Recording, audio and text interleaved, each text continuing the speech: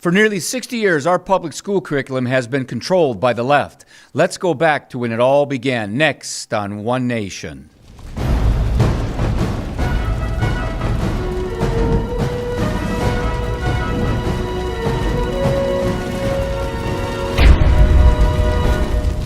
Hello, America. I'm Dr. Jake Jacobs. Vladimir Lenin, the father of the communist Russian Revolution, used to love to say, quote, "Give me 4 years to teach the children, and the seed I have sown will never be uprooted," end quote. We all know the horrible and deplorable legacy of Soviet socialism's atheistic government-controlled schools where God was eliminated from the curriculum in Soviet society.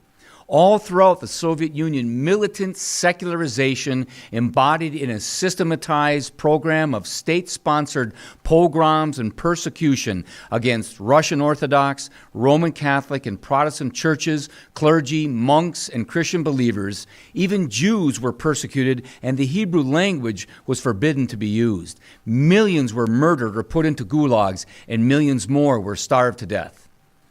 It is bizarre to think that so-called intellectuals in America actually admired the mass murderers Vladimir Lenin and Joseph Stalin, or if they did denounce Stalin, they still clung to the anti-Christian, big government, totalitarian ideas of the father of communism, Karl Marx.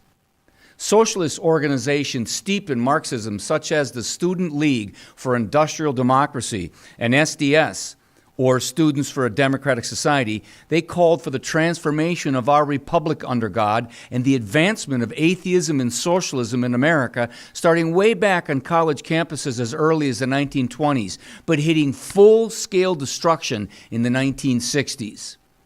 It was Columbia University professor of sociology Todd Gitlin, one-time president of SDS, who lamented about Ronald Reagan becoming governor of California in 1967 and Richard Nixon becoming president of the United States in 1969. He declared, quote, "The new left lost the politics of the 60s, but we won the textbooks," end quote. Now I want you to think about that for a moment. We won the textbooks, they declared. This radical socialist of the 60s, professor of Columbia University Todd Gitlin, fellow comrade of radical militant socialists like Bill Ayers and Bernadine Dohrn, unabashedly bragging about winning the textbooks. Now, winning the textbooks is really code speak for winning the classrooms. So while these comrades didn't win their communist revolutions in the streets in the 60s, they put on a suit and a tie, they earned their PhDs, and they became the teachers of today's teachers. Thus, they are winning in the classrooms through politically correct control over teachers, curriculum, textbooks, and students. Now, in my career, I noticed this left-wing victory early in my teaching career, as the textbooks and the curriculum I was given to use was very conveniently devoid of the impact that Christianity played in Western civilization and or in American history.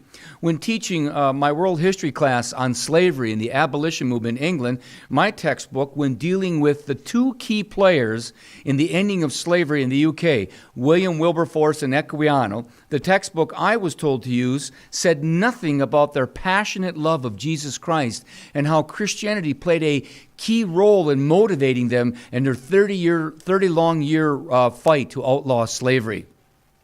When you actually read Equiano's wonderful 1789 autobiography, which was a best-selling book and helped enlighten people on the evils of slavery, you find it was full of Christian theology, scriptural references, and his love of Jesus Christ. In my world history textbook, not a word on this.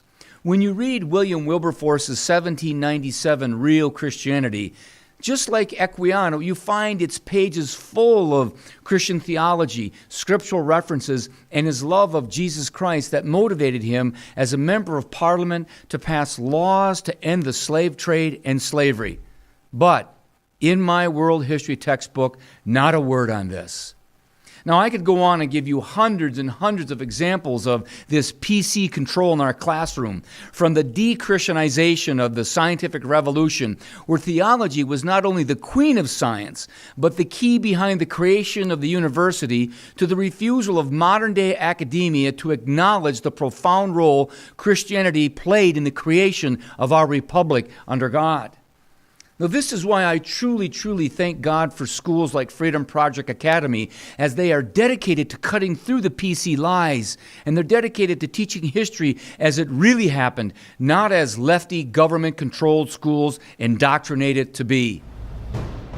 This is Jake Jacobs, and until next week, may you always remember, the truth shall set you free.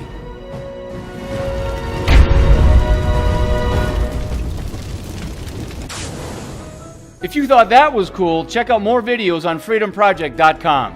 You'll enjoy them.